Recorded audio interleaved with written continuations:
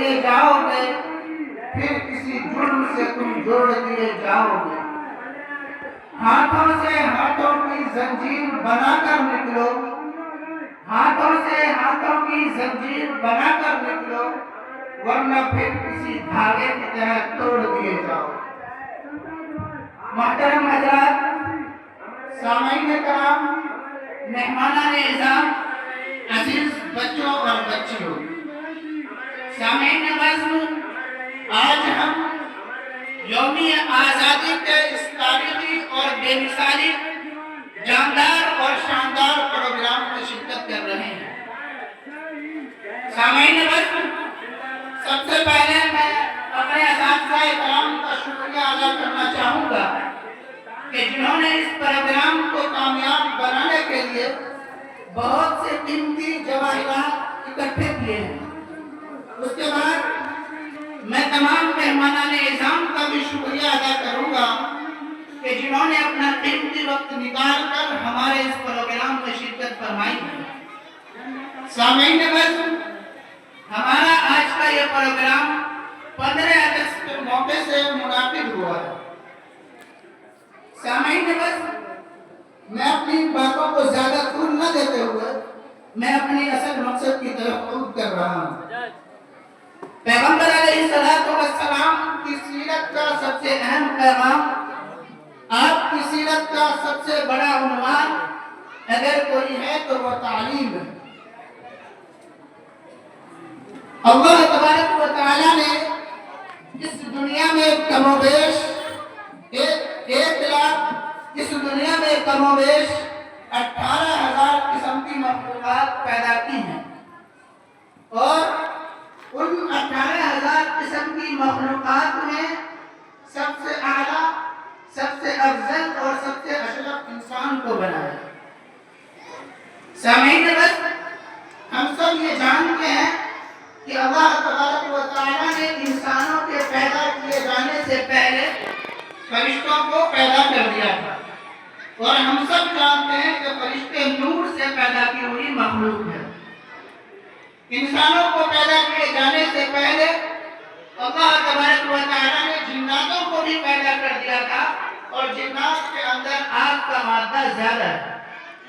اور سب سے آخر میں تیسرے نمبر پر اللہ تبارک و تعالیٰ نے حضرت انسان کو پیدا کیا اور مٹی سے پیدا کیا، اور پیدا کر کے ہی ساری مخلوقات میں سب سے اعلیٰ ترین اور افضل ترین بنا دیا۔ سامعین محترم، اب یہاں ایک سوال پیدا ہوتا ہے کہ آخر اس مٹی کے پتلے میں وہ کون سی خاصیت ہے، اس مٹی کے پتلے میں وہ کون سے خاص پیپر ہے کہ جس کی بنا پر اللہ تعالیٰ نے انسان کو اتنی بڑی فضیلت سے نواز دیا۔ اس کا جواب قرآن کریم نے دیا ہے۔ میں بہت مختصر لفظوں میں اس پورے واقعے کی طرف اشارہ کر رہا ہوں۔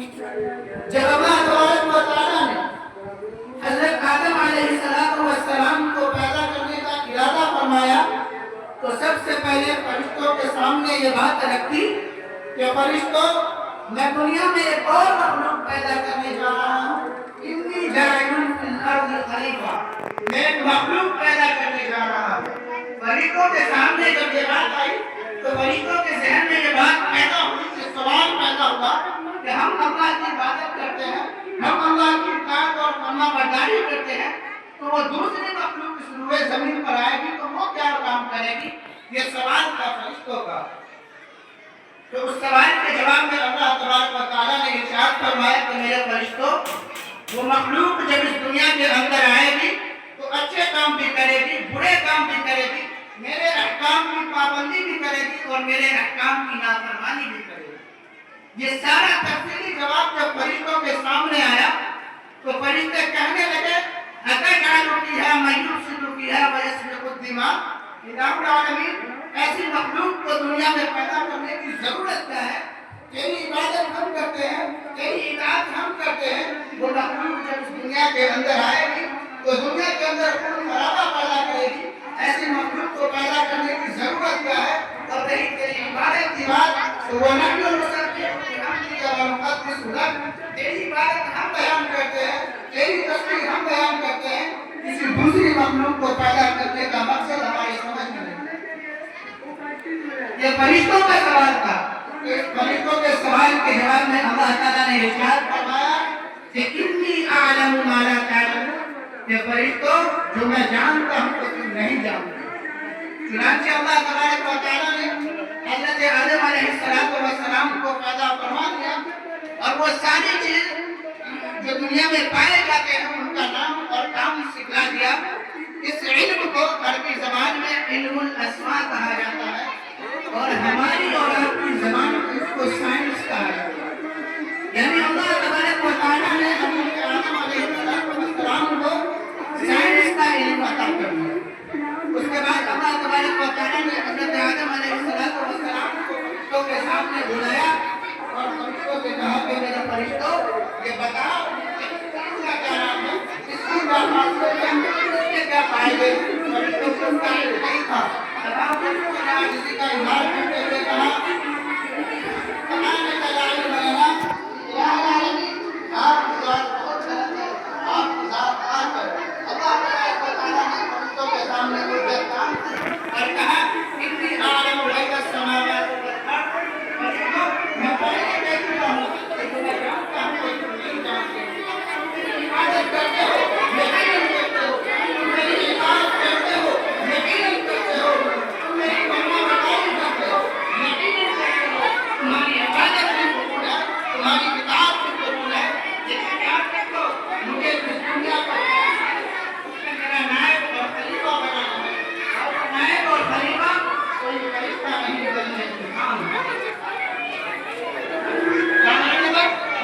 آئیے اب ہم اپنے جلسے کی صدارت کے لیے کسی رہنما کا انتخاب کرتے ہیں، اس لیے کہ کسی بھی جلسے کی صدارت کے لیے ایک ایسے رہنما کی رہنمائی، ایک ایسے سرپرست کی سرپرستی، ایک ایسے صدر کی صدارت، ایک ایسے قائد کی قیادت پر منحصر ہوتی ہے جو ذوق و تقویٰ، خلوص و للہیت، عند اللہ و عند الناس مقبول و معزز ہو.